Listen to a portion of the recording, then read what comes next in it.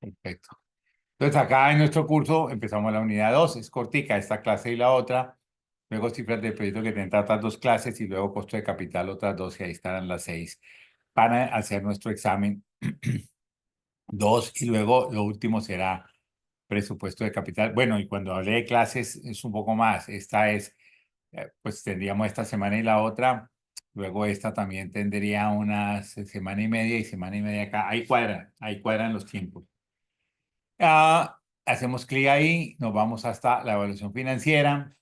Pues en el INTU tenemos pues esto que es la parte pues de presentación, etcétera, bibliografía, pues lo que importa son las diapositivas, los vídeos, porque los vídeos se los recomiendo para la próxima clase, de cuáles deben revisar, etcétera, como siempre. El modelo de evaluación del proyecto que lo vamos a usar a partir de hoy, inclusive si llegamos a esto y aquí tenemos los ejemplos. Pero nosotros vamos a empezar primero con la parte de las diapositivas. De la parte de las diapositivas, yo tengo aquí, cómo estamos, escritorio, aquí tengo pre, peor, y aquí clases, clase 12 presentaciones y presentaciones clase. Entonces, primero vamos a hacer un contexto vamos a ver si este es, sí, de las finanzas para la empresa. Yo creo que esto ya lo habíamos visto, pero lo vamos a repasar rápidamente porque esto hace unión, match con lo que vamos a ver conceptualmente de por qué hay que valorar proyectos. Entonces, como decíamos, las finanzas no son otra cosa que la aplicación de la teoría financiera para hacer optimización de las finanzas de la empresa. Y las finanzas tienen dos versiones: financiación e inversión. Entonces, eh, cuando nosotros trabajamos financiación e inversión, lo cruzamos con las decisiones que vamos a tomar. Al final de cuentas, como siempre les digo, nosotros estamos aprendiendo ciertas temáticas o las correspondientes. Estamos aprendiéndolo un poquito en forma separada, como es lo lógico, para poder tener un entendimiento estructurado. O sea, acá estamos finanzas, por allá ven organizaciones, los otros ven por allá economía, que al final todo eso va entrelazado para formar un acervo de aprendizaje eficiente, porque es todo lo que nos ha dejado en esa temática todo el mundo, desde que se creó el mundo hasta ahora, lo hemos comprimido a estos 5 años que ustedes están con nosotros.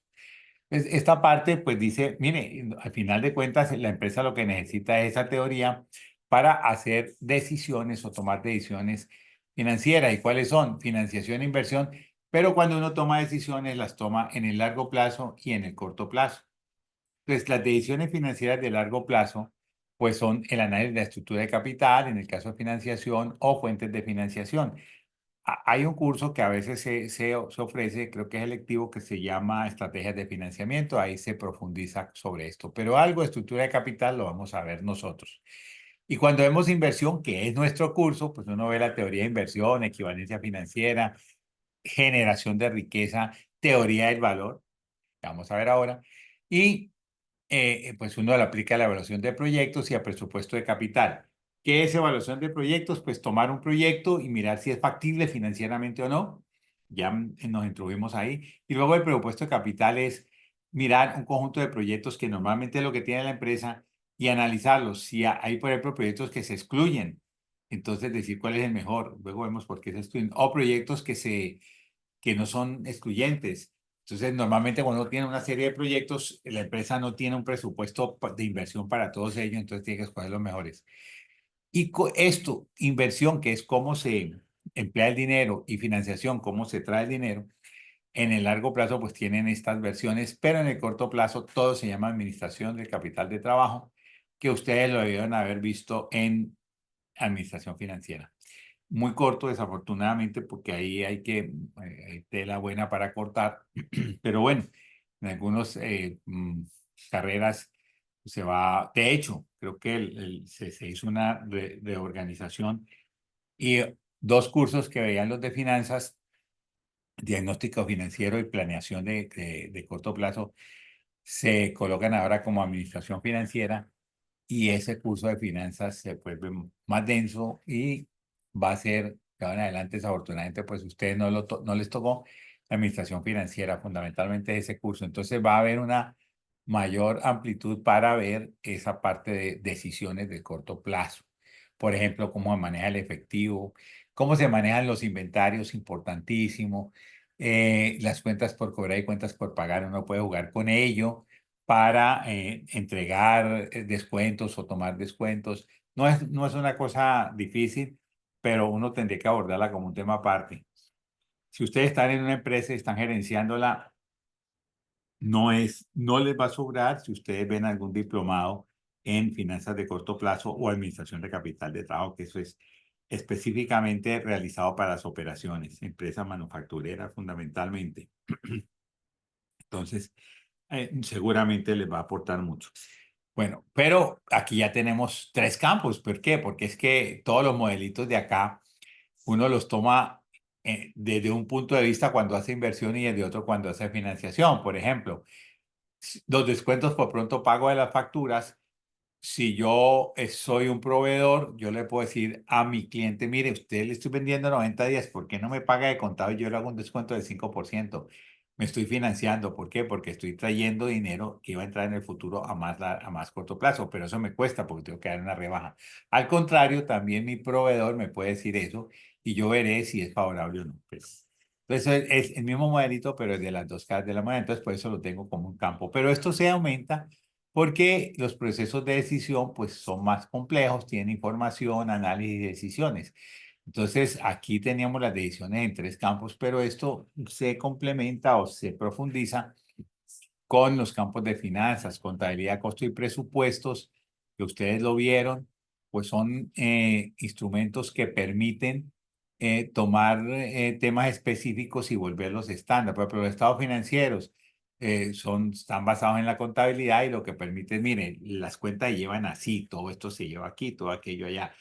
Entonces, eso le permite a usted poder compararse con otras empresas, porque sabe que la utilidad neta en una empresa es la misma utilidad neta, o sea, significa lo mismo en otra. La utilidad operativa, el EBITDA en una empresa significa lo mismo que el EBITDA en otra. Y todo eso mejora esa posibilidad de compararse. Recuerden que uno finalmente aprende, digamos, empíricamente por comparaciones, pero a través de comparaciones, pues la estadística nos permite hacer unas contrastaciones estadísticas y probar esas comparaciones y ahí se van formando las teorías, que es las que nosotros aplicamos acá ya como una estandarización. Después de que uno tiene esta información estandarizada, pues vienen los análisis. Por ejemplo, el análisis financiero, si ustedes ven, es puro lo que llaman ratios o ratios, que son dividir una partida entre otra. Por ejemplo, uno dice, ¿quién es Parquesoft? Algunos ni lo conocen, es una cosa muy pequeñita de acá de Cali.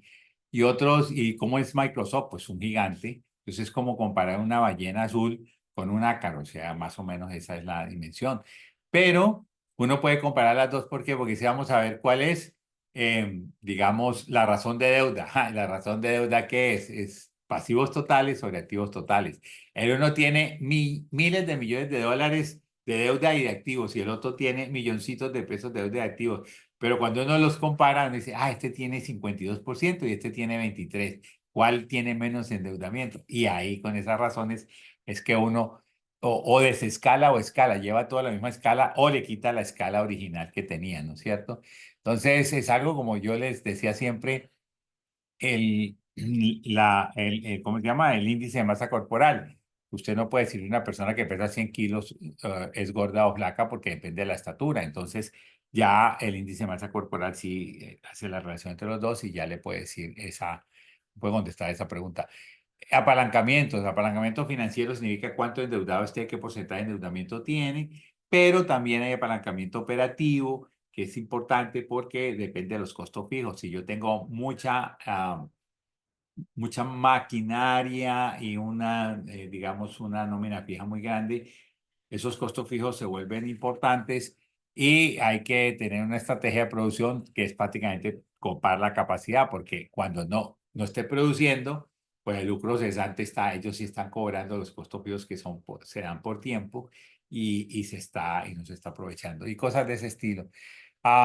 ¿Qué otra cosa tenemos aquí? El costo de capital. Nosotros sí vamos a ver el costo de capital, qué es, cómo se calcula y algo nos metemos a hacer es a mirar un poquito de estructura de capital, muy poquito, tangencialmente, porque aquí hay pues toda una teoría y nosotros nos vamos a pegar a una de esas teorías donde, que es la más usada, donde dice que el costo de capital para la empresa, o sea, lo que le cuesta cada dinero está relacionado con el riesgo financiero de esa empresa, fundamentalmente operativo y endeudamiento. Y entonces, el riesgo se compensa con rentabilidad. Entonces, ese riesgo le permite a uno decirle que esa empresa en sus proyectos debe ganar al menos tanto. Ya lo veremos, es apasionante. Luego, pues viene la parte de decisiones y nosotros vamos a estar aquí en inversión, evaluación de proyectos, presupuesto de capital, aplicando la teoría de inversión. Ya, eso es lo que hacemos.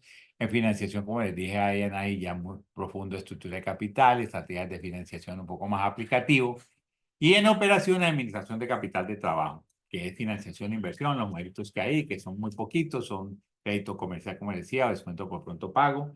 El otro sería inventarios, hay uno de efectivo y hay otros ya elementos que nos permiten manejar unos drivers o unos conductores hacia estas respuestas que son, por ejemplo, la optimización de algunos elementos productivos, minimización de desperdicios, optimización de mezclas de producción, optimización de mezclas de materias primas. Pero estoy hablando pues cosas que son de allá y punto, no vamos a meternos allá en este caso.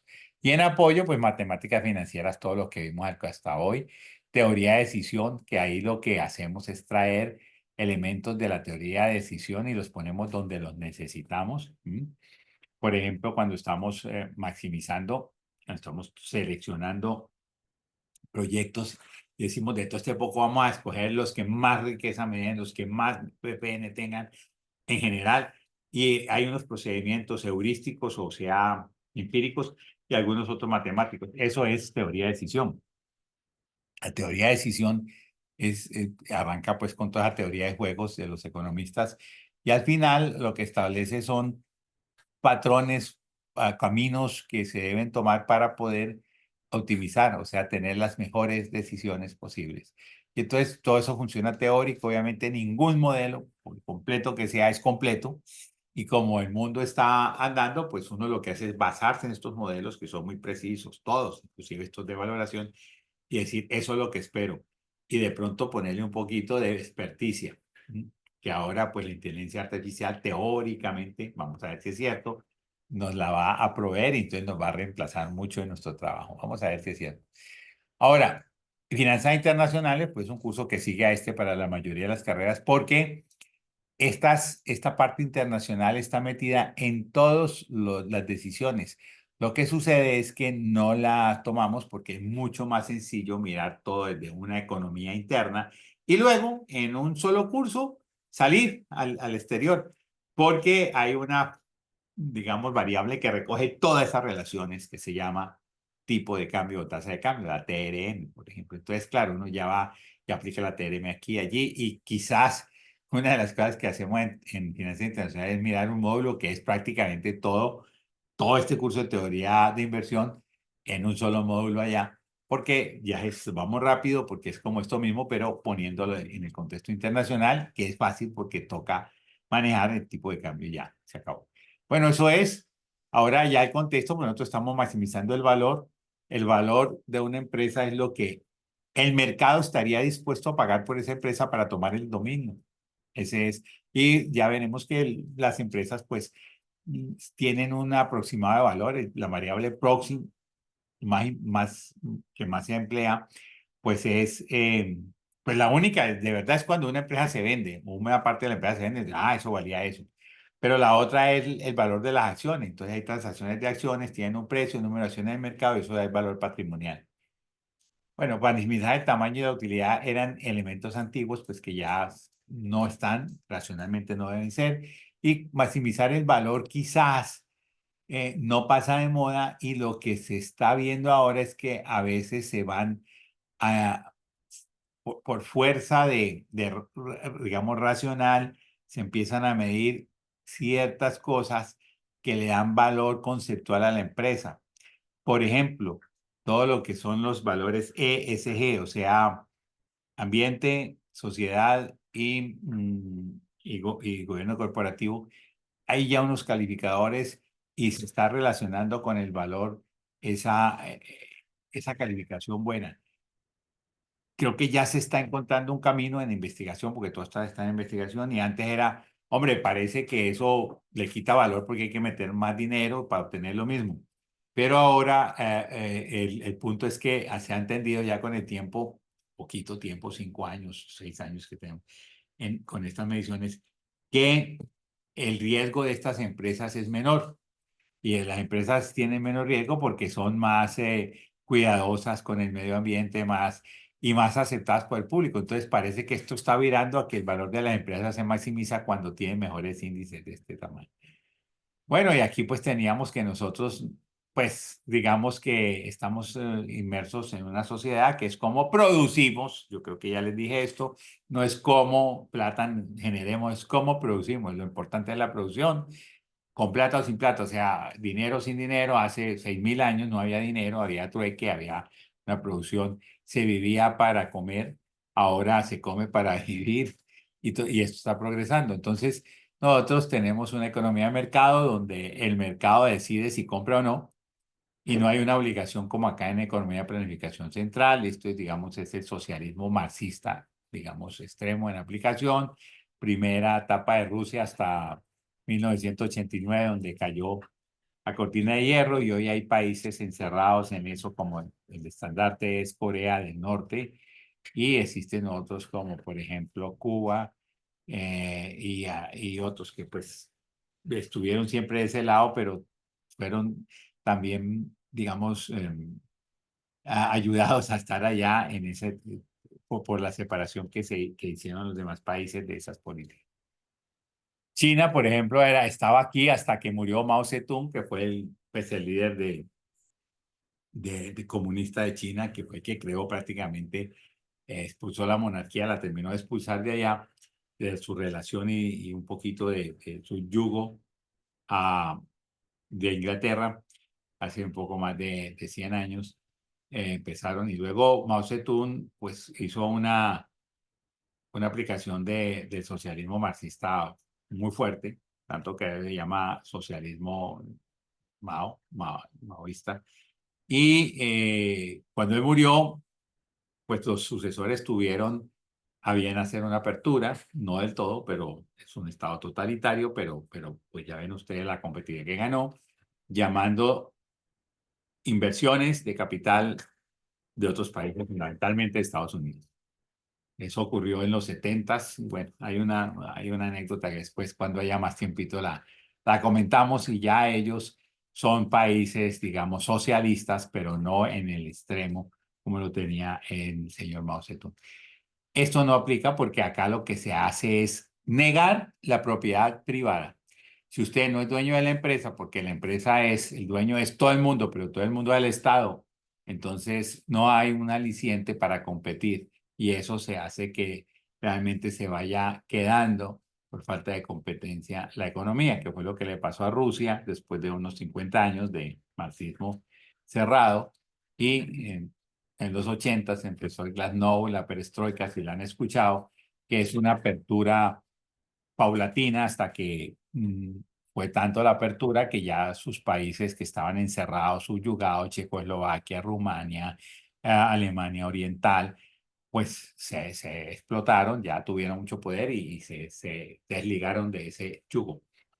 Bueno, y luego aquí tenemos empresas privadas y corporaciones, que es lo normal, y podemos esta teoría financiera que aquí aplica muy bien, porque es hija de la teoría económica moderna que aplica en este sentido, en este lado, pues tenemos empresas de servicios financieros que lo que hacen es trabajar con el medio de pago, que es el dinero, y entonces tienen cierto matiz, pero se puede, claro, que son de estas privadas, está bien, y las públicas, que son en nuestro contexto son empresas de todos, pero que las administra el Estado, por ejemplo, empresas municipales de Cali, que deben subyugar todas las decisiones financieras al primer objetivo, que es el bienestar de la sociedad.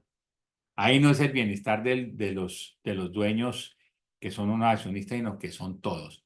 Problema, pues ya ustedes ven que aquí, pues como somos dueños 3 millones de personas de esta empresa, pues cómo nos vamos a poner de acuerdo. Entonces se nombran los representantes y tus representantes tienen cierto poder y a veces pues se encuentran, a veces no se encuentran más bien algunas cosas turbias por ahí. Porque pues eso es desafortunadamente cuando la cultura empieza a torcerse entre comillas, pues la gente empieza a buscar su beneficio propio en contra del beneficio común y es muy ineficiente eso.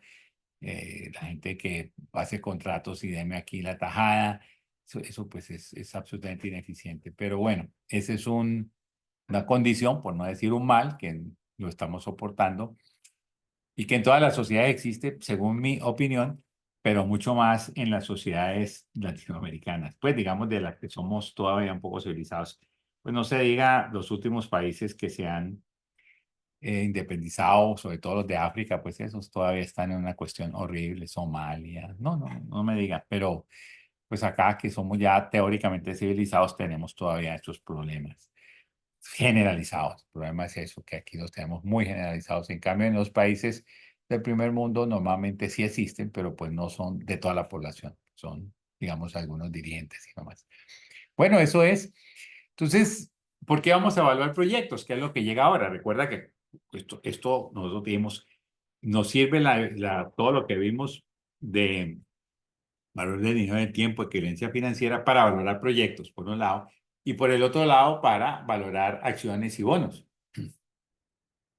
Entonces, aquí pues decimos algo muy racional, que uno valora proyectos que no solamente tienen esta valoración financiera. Antes hay que hacer una formulación del proyecto, hay que hacer una evaluación de otras cosas, por ejemplo, del mercado, si se podrá vender, si esto lo hacemos técnico, si esto es lo que quiere el mercado, lo podemos hacer o no. O sea, hay pues, casos casi utópicos, como por ejemplo el de Elon Musk con X-Space, que está desarrollando la nave para ir a Marte, ¿no?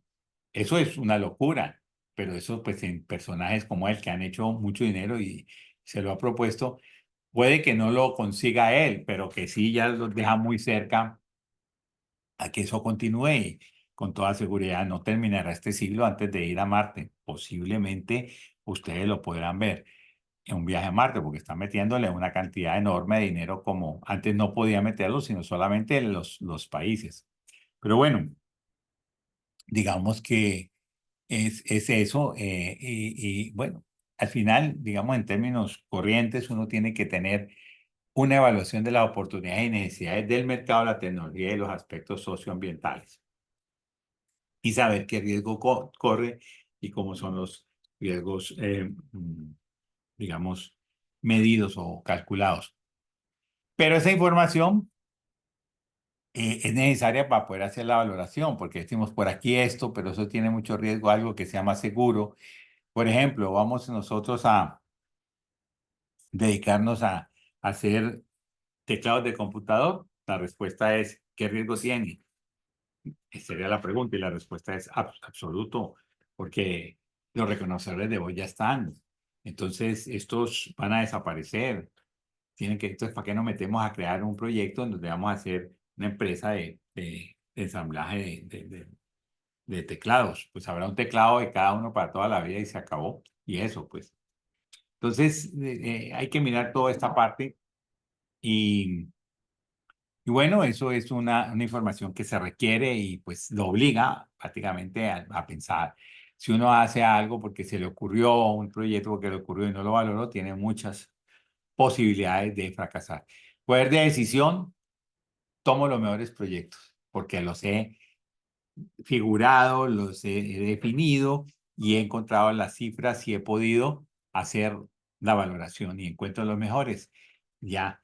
Y otra cosa, que si yo digo, este proyecto no me salió, no era, lo único que pierdo es tiempo y tiempo de computador o papel. No pierdo una experiencia que es hacer todo el edificio para que se caiga, que los hay. Yo recuerdo hace unos 4 o 5 años, antesito de la pandemia, hay una serie de edificios que se llamaban The Space en Medellín y uno se cayó. Y entonces se intervinieron todos y todos los edificios tuvieron que echarlos a pique. Y obviamente la empresa quebró y el dueño creo que está en la cárcel.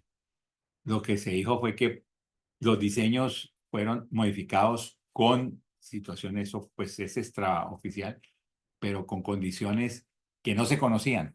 Y era que normalmente una edificación tiene unas columnas y luego se ponen las paredes, pero hay una forma de producir donde tienen unos bloques prefabricados que tienen también hierro fundido por dentro, pues las varillitas, y no hay necesidad de hacerles columnas porque ellos operan como columnas.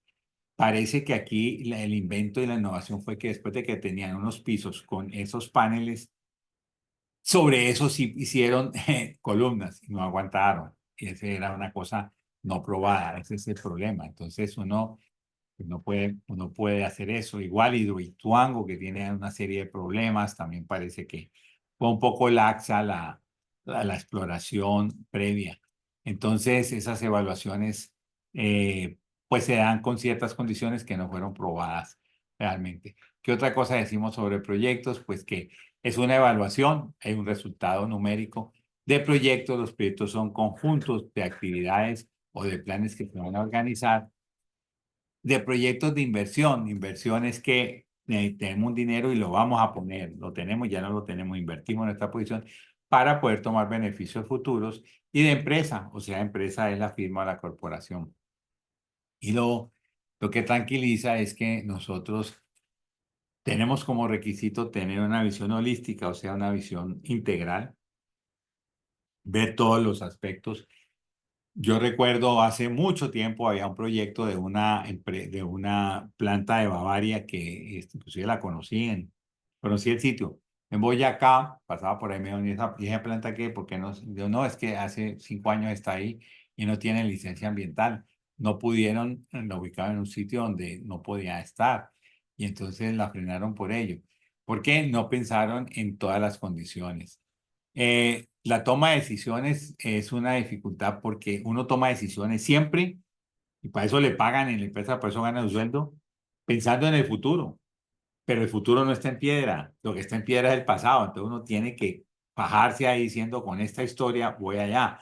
Y la econometría o la estadística pues le permite a uno proyectar, pero es que hay un problema, porque hay casos en los cuales tienen unos cataclismos o condiciones sorpresivas que no estaban en la historia y que aparecen o que estando no tienen una uniformidad de aparición. Si yo tengo, por ejemplo, yo cuando trabajaba en papel decían, mire, hay ya un efecto, no recuerdo cuál era la explicación, en que cada 7 años viene una época mala. Ese año es malo para el papel en el mundo. Yo me imagino que es por acumulación de inventarios y estaban en ese ritmo. Entonces decía, ¿sabe cómo baja la producción de papel? O sea, baja el requerimiento de papel, baja entonces el precio, las demandas y todo, entonces todo el mundo cree que está malo y que había un inversionista, creo que era en Brasil, que en ese momento él empezaba a construir sus nuevas producciones, sus nuevas máquinas productoras. Porque él decía, después de que pase ese añito, empieza a levantarse y a los 2 años que ya tengo mi planta productiva, la compré con precios estimados baratos y la voy a vender mi producción con precios otra vez normales. Pues sí, eso puede ser. Eso ya es una experticia, eso no está probado, pero podría ser. Entonces hay ese problema, pero digamos que el último beneficio es que yo hago mi valoración del proyecto y mi proyecto fue factible, pero algún imprevisto de esos casos cataclíticos que son, por ejemplo, 2001, la caída de las torres o la tumbada de las torres gemelas en Nueva York, ustedes no habían nacido, eso fue un cataclismo para el mundo. Hubo por allá un fenómeno donde se inundó todo la desembocadura del río Mississippi porque hubo un huracán, se me fue el nombre del huracán, que hizo que Luisiana se inundara y hubo un bajón, pues tuvo Estados Unidos que mirarlo, que ayudarlo, y entonces eso también frenó un poco el sistema, digamos, bursátil. Eso es un imprevisto que no se podía estimar desde antes. ¿Qué otras cosas? Por ejemplo, la subprime de 2008. donde se armaron unos títulos que estaban hechos con unas hipotecas sobre casas muy buenas y otras hipotecas muy malas, y se vendían conjuntamente los títulos, y resultó que al final las malas quebraron y se llevaron a las buenas y quebraron mucha gente. Bueno, ese es también un cataclismo que no estaba en los planes de nadie. Y así, hay muchas cosas que aparecen y no eran previsibles cuando se hizo el proyecto. Entonces, si pasa eso, pues por lo menos nosotros dijimos, ya, ¿qué hacemos? Ah, hicimos lo correcto, tomemos Hidroituango. Yo no sé, no puedo juzgar si todos los problemas de Hidroituango, que fue la hidroeléctrica grandísima que va a entrar en producción, pero un poco ineficiente. Recuerden que tuvieron que inundar las máquinas y perder todo ese dinero. Después aún se le iba a rebosar y tuvieron que abrir compuertas para que no se rebosara por arriba porque los daños habían sido enormes, e inundaron todas las cosechas de las riberas y desplazaron poblaciones. Y todavía lo peor es que han dicho, y no lo han vuelto a comunicar, pero en algún momento se dijo, que los estudios de suelo estaban mal hechos o no se habían hecho porque las cordilleras, que son las que encausan el río y por lo tanto sube acá, y son las que hacen las paredes laterales, aquí solamente construye una pared frontal para que suba el agua del río, son erosionadas, están erosionables, o sea, con el tiempo se van a perder. Entonces, esos problemas, yo me imagino que, pensando, digamos, de buena manera, que en esos diseños no hubo mala fe, sino que no hubo unos ahorros, sino que de pronto no pensaron, hicieron algo estándar y en eso necesitaban más, en fin, de buena fe uno piensa eso. Y también, pues maliciosamente pensar, no, ahorraron costos, porque pues lo que importa es poner el contratista, pero como el contratista tiene que darle al que lo nombra, bueno, entonces eso se hizo mal, puede ser también así, no lo sé, pero por lo menos si uno lo toma bien, le queda la conciencia de haber hecho lo requerido, así se hubiera puesto eso mal. Como les decía, la evaluación, no solamente la evaluación financiera, que es la que hacemos acá, hay el estudio de mercado, el estudio técnico para saber qué tipo de producto, cómo es que lo quiere el mercado, cuál será la demanda estimada, y se puede hacer ese estudio. Y con ese estudio tenemos los ingresos estimados y los costos vienen de cómo se hacen, la tecnología, la planta, el equipo, el montaje y cómo se opera. Entonces, todo el flujo de caja que hemos visto, esos flujos de fondos netos y la inversión vienen de por acá. Y con BPN y TIR, pues lo evaluamos y luego habrá una evaluación socioambiental. Nosotros no vamos a entrar a estos detalles porque estos son cursos aparte. De hecho, pues usted vio mercadeo, muchas cosas de estas se aplican acá. El estudio técnico, algunos vio administración de operaciones, muchas cosas se aplican conceptualmente, aunque la tecnología ya es muy específica. Y la evaluación social y ambiental, pues es algo que hoy se le está dando una importancia enorme con el ESG, con ese indicador que algunas empresas que manejan datos lo miden, Refinitiv pues lo miden, Standard Poor's lo mide, ese no tenemos los datos, pero Refinitiv sí porque pagamos esa base. Y hay otros tres entidades que están midiendo ese valor, así como alguien dice, yo le estoy midiendo a, qué sé yo, el ROE, el ROA y lo publica, ellos están midiendo eso, ese ESG, que es lo que llaman ahora desarrollo sostenible. Pero las escalas, pues son, cada uno las ha desarrollado y pues no necesariamente dicen lo mismo, entonces todavía falta algo de estandarización.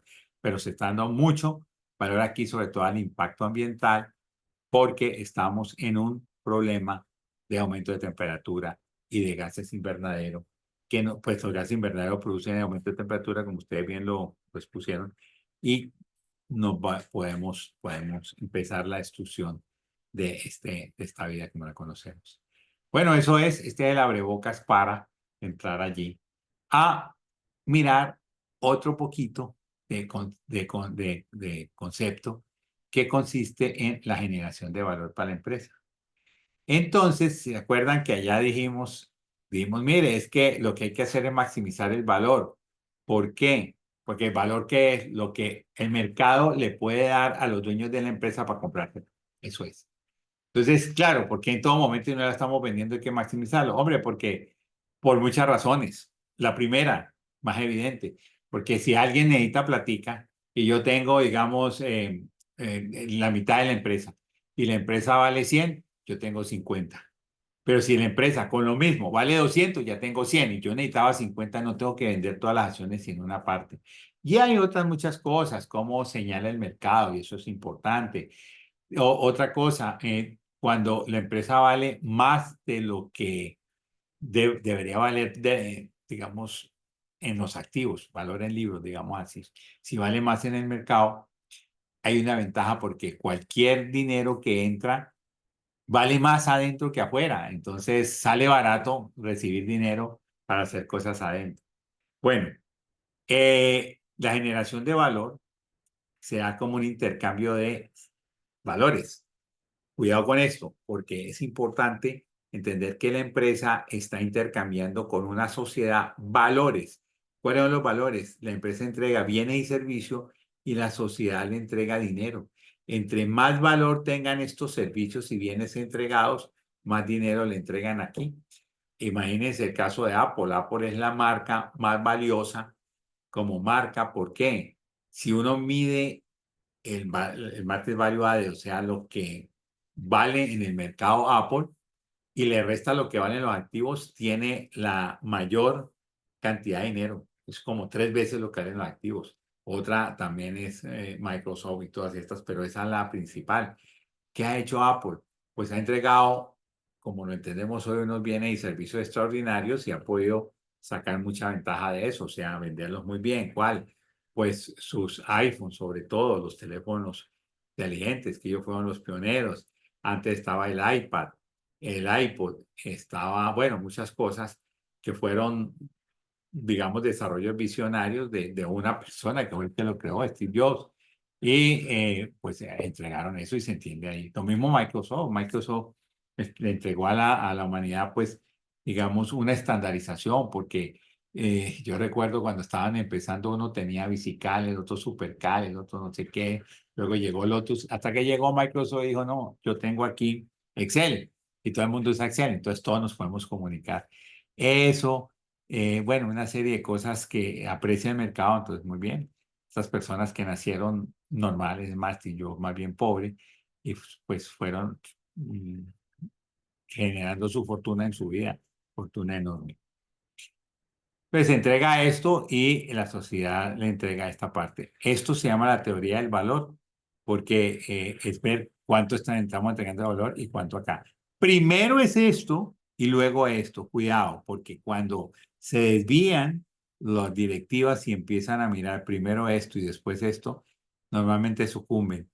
Normalmente sucumben. Hay casos en donde, por ejemplo, Enron, ustedes no habían nacido, pero Enron era la cuarta empresa más grande del mundo en activos y en 2 años tuvo pérdidas y las escondió en los estados financieros hasta que el tercer año no pudo.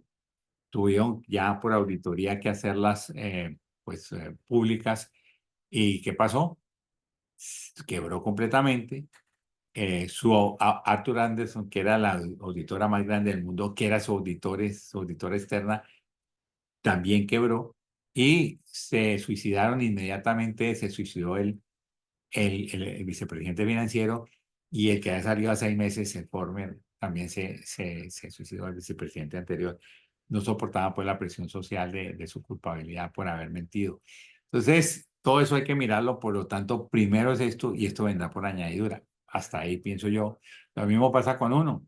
Uno debe estar, cuando trabaja, sea su empresa o en la de otros, uno debe dar el mayor valor posible y esto vendrá por añadidura.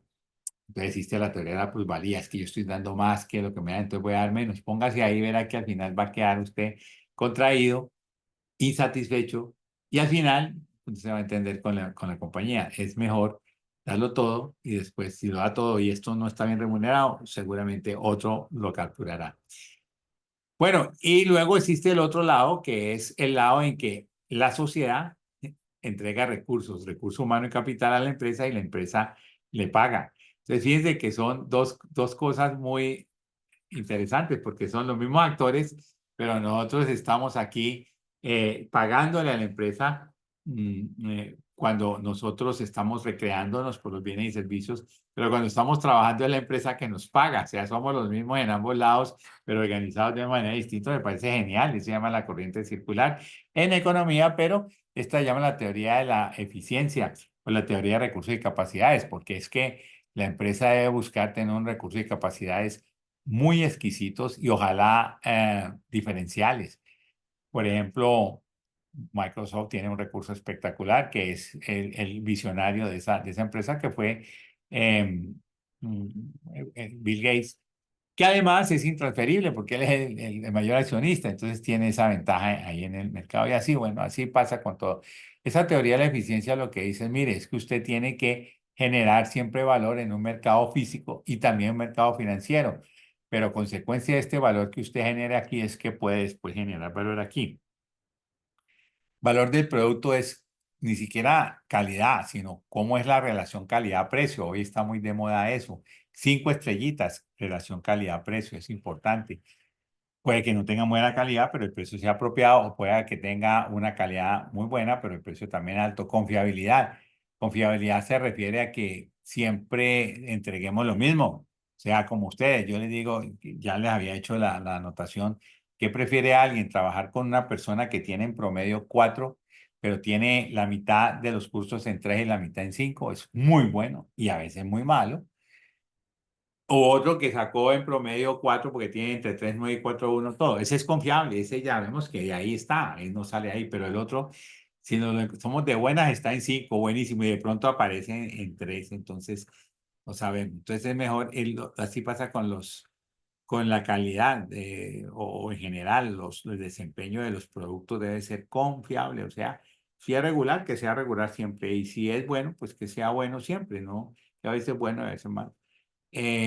Valor de marca, la marca empieza a tener valor per se, por sí misma. Y Ceci, por ejemplo, es una marca que tiene valor, o sea, si le cambiamos el nombre a la universidad, perdemos un gran valor, que es el reconocimiento que tiene. Hoy se tiene, porque se ha hecho muchas campañas. 10 años para atrás, no, porque decían, no, y Ceci, de hecho, yo cuando entré de tiempo completo, estaba trabajando hace 1000 años acá. ¿Usted dónde trabaja? Yo decía, en la Universidad de Ceci. Sí, en la Cesta hay universidades que están arrancando, ¿no? Es que eran universidades de la Cesta. Yo decía, no, no, esta universidad no es de la Cesta, es del sur. Pero bueno, luego empezó pues a figurar en los rankings y todo esto, sobre todo ahora pues con la promoción para que nos conozcan, sí. Yo nunca estuve de acuerdo con esa política de que fuéramos, ¿no? Como muy nosotros allí y que no nos conocieran mucho, pero así era el talante, ahorita no. Entonces, esa marca también, ¿por qué conocen la marca? Pues porque representa confianza. Y Ceci desarrolla confianza porque hay egresados que nos dicen o que dicen que es Ceci. Los egresados son pensamiento crítico, autoaprendizaje, valores morales. Ahorita se están declarando otros valores. Me da un poco de temor porque los otros eran muy estrictos, muy estrictos. Responsabilidad, trabajo bajo presión, absoluta honestidad. Difícil, pero pues haría así. Entonces eran personas que tenían esos valores. Ahorita vamos a ver otras cosas, innovatividad, no sé qué. Pues sí, va cambiando, pero no podemos dejar los anteriores. Entonces, claro, la marca va generando esa confianza. Los productos nuestros, ¿quiénes son? Ustedes cuando salen, no más, pues no es ustedes como tal, sino lo que aprendieron ahí. De ICESI, listo, muy bien. Y todo esto hace que se maximice el valor en este mercado físico si usted maximiza todas estas variables y ella les permite maximizar el beneficio económico. Y por otro lado viene la parte financiera en donde realmente usted dice, bueno, yo voy a utilizar mi mercado financiero para traer dinero allí prestado y utilizarlo de mejor manera. ¿Y cómo lo utilizo? Generando riqueza. ¿Riqueza qué es? Y riqueza le llama realmente en términos financieros valor. O sea que cada vez la empresa valga más y valga más y más. ¿Por qué? Porque hago buenas decisiones. Crecimiento sostenible. Este significa que yo voy creciendo, pero no voy atropellando el medio ambiente. Por lo menos eso. Y optimización de capital. La palabra optimización pues, la propusimos desde hace mucho tiempo acá y en finanzas porque al final esa es muy clave. No hay que hacer algo bueno, sino lo mejor posible con los modelos. Luego ya nosotros decimos, no alcanzamos, entonces nos quedamos aquí o tal, pero el modelo sí hay que hacer lo que sea lo mejor posible, ¿vale? Entonces, eso es. Entonces, que tenemos valor de la empresa y ese valor de la empresa se mide con dinero. Y aquí tengo que hacerles una salvedad. Como finanzas manejan dinero, ustedes van a estar en una organización y todo el mundo va a decir que finanzas son los poderosos. Pues no hay tal. Los más poderosos en una organización son realmente los que producen, los que hacen la producción. Y esos más poderosos normalmente no son menospreciados. Y si usted va a una empresa que produce, qué sé yo, pongamos papel, 300 referencias. El gerente de producción tiene en la cabeza mil cosas, está súper ocupado y entonces el gerente financiero y el de venta le echan como el agua sucia, pero nunca lo van a poder sacar porque es que formar un gerente de esos cuesta. En cambio, un gerente financiero ha sido un error, comete un error y hay 20 que están ahí listos para entrar. ¿Qué trato de decirle? Que nosotros somos como producidos, como producimos y no como dinero tenemos. El dinero, pues en una sociedad como estas que se puede emplear y todo eso, perfecto. Pero el eje central es la producción, es la producción. Nosotros hoy pusimos las máquinas a producir y no los caballos y los peones, pues los hombres. Y eso nos liberó tiempo para pensar en general. Luego pusimos las máquinas a que controlaran. Que hay un control de neumáticos, controles numéricos, todo eso. Entonces ya no hay un tipo con la válvula que la tiene que cerrar y bajar de acuerdo a ese nivel está subiendo, bajando, no, eso ya se automáticamente. Después pusimos automatizar el diseño. Yo trabajé hace mucho tiempo, cuando entré a trabajar en mi primer trabajo en Cartón de Colombia, estaban colocando unos computadores que medían las variables del papel dentro del proceso. Y era lo último que se podía hacer, lo último en esa tecnología. Hablando con los que lo estaban montando, me decían que digamos, todos los programas y todo el diseño técnico de la estructura y todo, eso era una cosa enorme ya. que, eh, tenían una cabeza nuclear ahí. De hecho, los operarios estaban cerca, tenían unos medidores Geiger para mirar si les caía radiación, pero eso era para controlar el papel. Esto lo diseñó completamente un computador en esa época, cuando yo tenía 2 años más que ustedes. Ya estaba así. Entonces ya vino la revolución del diseño. ¿Y en qué revolución estamos? Pues en el entender, en poder conversar con la persona, o sea, poder simular las famosas neuronas de concepto. Eso ya es un cambio enorme, que es lo que llamamos hoy inteligencia artificial. Ahí ustedes se van a topar con eso. Vamos a ver cómo llega a la sociedad, cómo le llega a la sociedad ese cambio. Todavía pues está en ciernes, pero va a ser muy duro ese golpe desde el punto de vista de la empleabilidad. Pero bueno, eso se puede decir. Pero entonces ahí es donde uno dice, pero mire, si nosotros no hubiéramos creado la máquina, todavía estaríamos, la gran mayoría, haciendo fuerza ya, o por lo menos arriando los caballos y todo eso. Si no hubiéramos creado los sistemas de control automáticos, pues teníamos que tener gente que estuviera controlando la válvula, el nivel, no sé qué.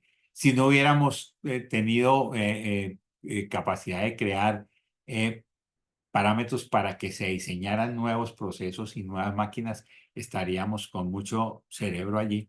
Ya empezamos a meternos con el trabajo intelectual y ahora, pues, si tenemos que sucumbir ante la inteligencia artificial que nos va a reemplazar los conceptos en pensamiento, pues no sé para dónde vamos. Y yo me imagino que nos tenemos que volver muy espirituales, bueno, algo de eso que las máquinas no puedan hacer.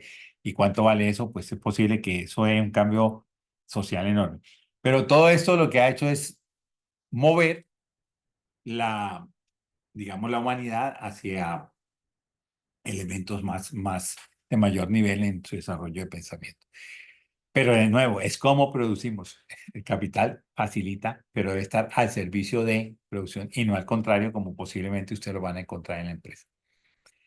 Bueno, ¿y cómo se genera valor? Ya dijimos que hay que maximizar el valor generado. Será un juego entre rentabilidad y riesgo. Eso es todo, juego entre rentabilidad y riesgo.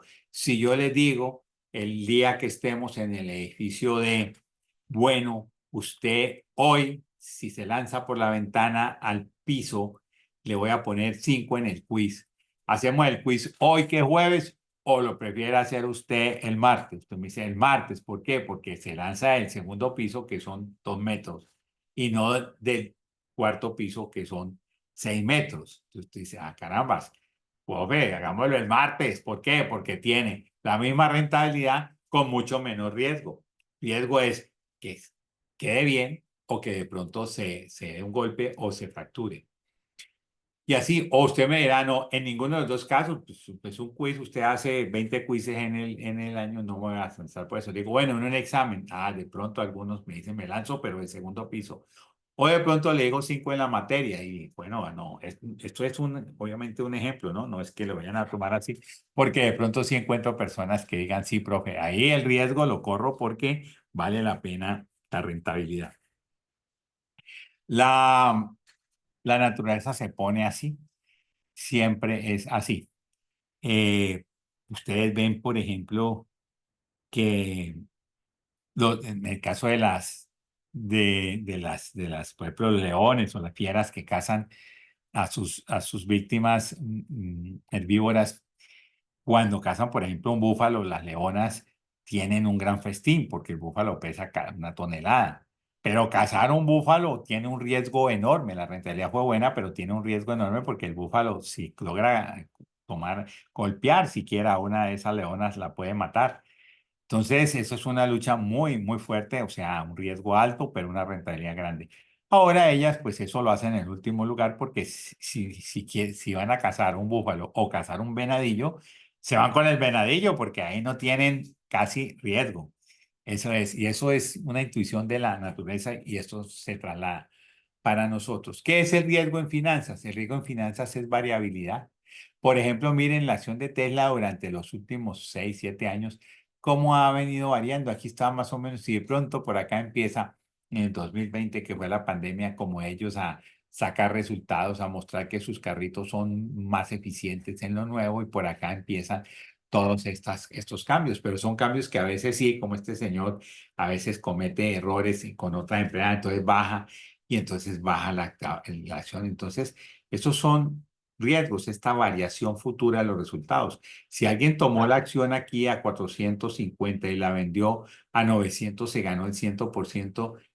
¿En cuánto? En 3 meses. Pero si alguien la tomó aquí a 1.300 dólares y la tuvo que vender aquí a 900 dólares, perdió 400 dólares, o sea, 45% también en 3 meses, pues eso es mucho.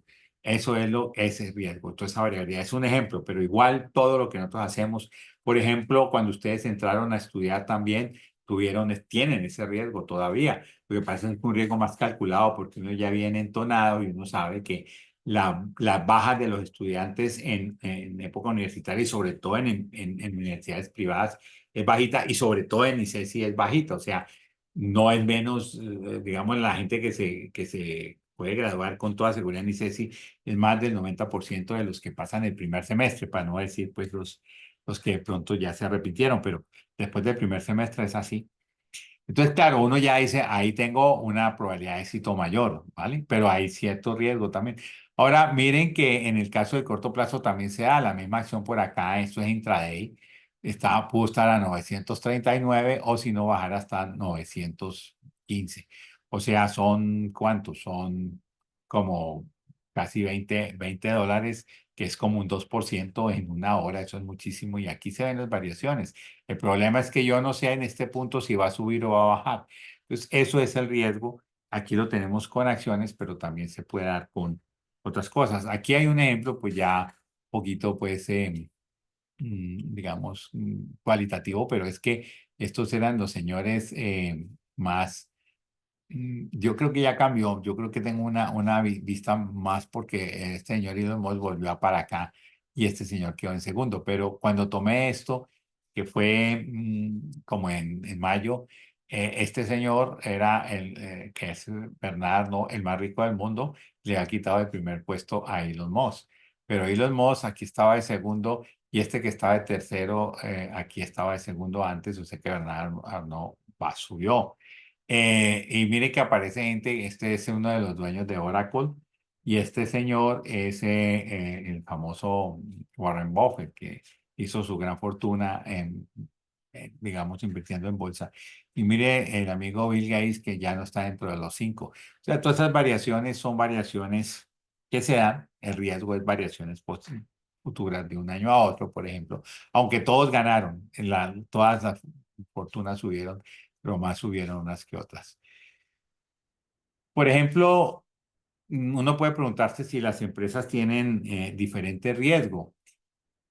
Por decir algo, contra etapas económicas, uno cómo puede comparar el riesgo de una boutique con una restaurante de comidas ejecutivas. Es un restaurante como, qué sé yo, un Cocorico, esos de ventas de pollos o un Burger King, todos esos. Pues uno dirá, hombre, si la economía está muy mal, pues la boutique desaparece, porque pues la gente no va a comprar ropa, no tiene dinero, entonces lo emplea para otras cosas, para comer. Pero las comidas ejecutivas pues no venderán tanto ni de alto precio, sino de bajo precio y permanecerán.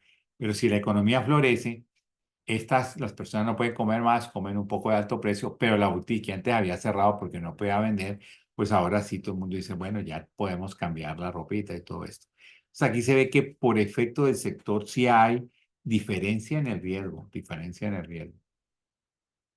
Pero también hay otro elemento. Entonces dice las finanzas, bueno, ya usted me dijo que dependiendo del negocio hay diferentes riesgos, pero ¿qué otra cosa? Y la otra cosa es el endeudamiento. El endeudamiento necesariamente le pone riesgo a quien paga. Si uno tiene una sola factura que pagar al mes, casi siempre la paga. Pero en este caso, como se multiplicó cuando estaba niño, mi padre pagaba una factura, servicios públicos completa.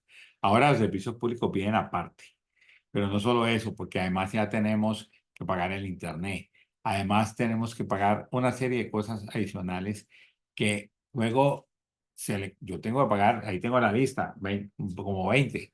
Y siempre hay una que se va, que se queda. Porque claro, uno dice, hombre, si yo matriculo en automático una cuenta, es posible que en algún momento esa cuenta se me seque y yo la necesite para otra cosa. Entonces uno prefiere manejar esas disponibilidades, pero pasa así. Entonces, el que tiene más endeudamiento, más deudas, sobre todo en el caso empresarial, donde sus pagos vienen de la utilidad que pueda generar y si alguien o en algún momento baja esas ventas, bajan esas utilidades, es posible que no pueda pagar sus deudas. Y las deudas tienen una característica, van contra el tiempo, o sea, ahí no importa si le fue bien o mal, pero usted como empresario sí depende los ingresos dependen de las ventas, entonces hay ese conflicto.